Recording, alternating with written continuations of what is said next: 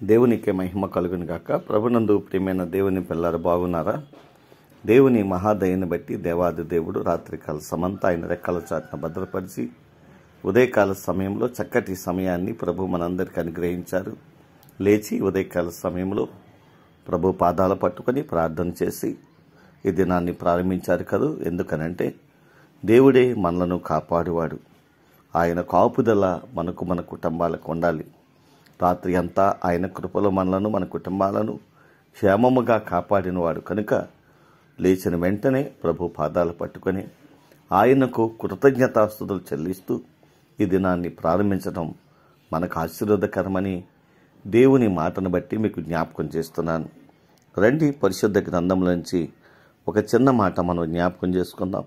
కీర్తన గ్రంథము 9వ అధ్యాయము 9వ వచనం చూసినట్లయితే, నలిగిన వారికి తాను మహాదుర్గమగును, ఆపత్కాలములో వారికి మహాదుర్గమగును.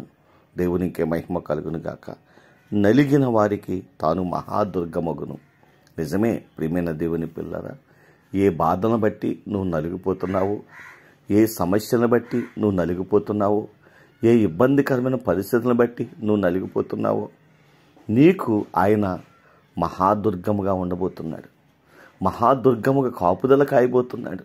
కాబట్టి భయపడవద్దు, ధైర్యం కలిగి ప్రభు పాదాలు విడిచిపెట్టొద్దు.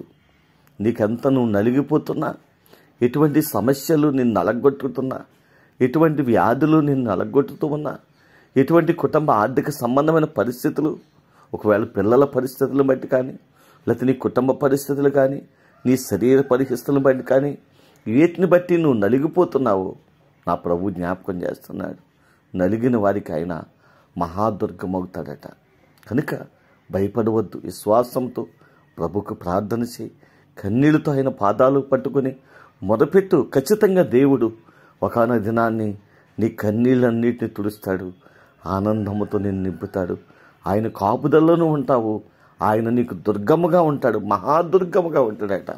ఎటువంటిది వచ్చినా నీ మీదకి రావడానికి అవకాశం ఉండదు. అటువంటి గొప్ప ఉన్నతమైన స్థితి, నిన్ను తాకడానికి కూడా అవకాశం లేనటువంటి రీతిలో దేవుడు నేను బలపరచబోతున్నాడు. కాబట్టి విశ్వాసముతో ప్రభు పాదాల చెంత ప్రార్థన చేద్దాం. అటువంటి గొప్ప కృపను పరిశుద్ధాత్మ దేవుడు ఈ ఉదయకాల సమయంలో మనందరికీ అనుగ్రహించి నడిపించునుగాక. ఆమెన్. కృపాసత్య సంపూర్ణమైన మా తండ్రి, కృపామయుడైన మా దేవానికి వందనాలు, స్తోత్రాలు. ఈ ఉదయకాల సమయంలో మరొకసారి నీ మాటలు జ్ఞాపకం చేసుకునే గొప్ప భాగ్యాన్ని మాకు ఇచ్చినందుకు నీకు కృతజ్ఞతాస్తుతులు చెల్లిస్తూ ఉన్నాను. స్థానిక సంఘాన్ని, గ్రామాన్ని కూడా దీవించండి, ఆశీర్వదించండి. మా రాష్ట్రాన్ని జ్ఞాపకం చేసుకొని రాష్ట్ర ప్రజలందరినీ దీవించండి. బిడ్డలు చేస్తున్న వ్యవసాయంలను, చేతి పనులను, వ్యాపారములను, ఉద్యోగములు కూడా దీవించండి, ఆశీర్వదించండి.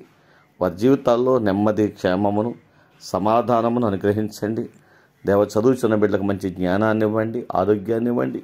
ఆయా ఈ దినాన్ని చక్కటి కార్యక్రమాలు చేసుకుని, వివాహ దినాలు జ్ఞాపకం చేసుకొని నిన్ను స్తుతిస్తున్న వారిని కూడా, వారికి రావాల్సిన దీవెన ఆశీర్వాదాలు సమృద్ధిగా దయచేయండి. దేవా, పుట్టినరోజు వేడుకలు చేసుకునే బిడ్డలను కూడా దీవించండి, ఆశీర్వదించండి. నెమ్మది, క్షేమమును దయచేయండి. ఉద్యోగం చేసే బిడ్డలకు మంచి కాపుదలు ఇవ్వండి. గర్భఫలం కొరకు ఎదురు చూస్తున్న బిడ్డలకు గర్భఫలాలు దయచేయండి ప్రభా. అయ్యా, వివాహ దినాల కొరకు ఎదురు చూస్తున్న బిడ్డలకు వివాహ దినాలు సిద్ధపరచండి. నీ సన్నిధి వారికి తోడుగా ఉంచి నడిపించండి. మా దేశాన్ని, ప్రపంచ దేశాన్ని కూడా దీవించండి. మా గ్రామాల నుండి మా ప్రాంతాన్ని, అయ్యే దేశాలు, ఆయా రాష్ట్రాల్లో ఉన్న ప్రియ బిడ్డలందరినీ జ్ఞాపకం చేసుకోండి. వారి కష్టార్జితం వారికి, వారి బిడ్డలకు ఆశీర్వాదకరంగా మార్చి మీరే మహిమ పొందమని, నీ నామాన్ని ప్రేమించి బిడ్డలు చేస్తున్న ప్రతి కార్యక్రమాలను దీవించండి, ఆశీర్వదించండి. రావలసిన నూరంతల ఆశీర్వాదాలు సమృద్ధిగా నీ బిడ్డలకు అనుగ్రహించి మీరే ఘనత, మహిమ, ప్రభావాలు పొందుదరని యేసయ్య పరిశుద్ధమైన నామములో ప్రార్థించి స్తుతించి మీకు అప్పగించి దినాన్ని ప్రారంభిస్తున్నాము తండ్రి. ఆమేన్.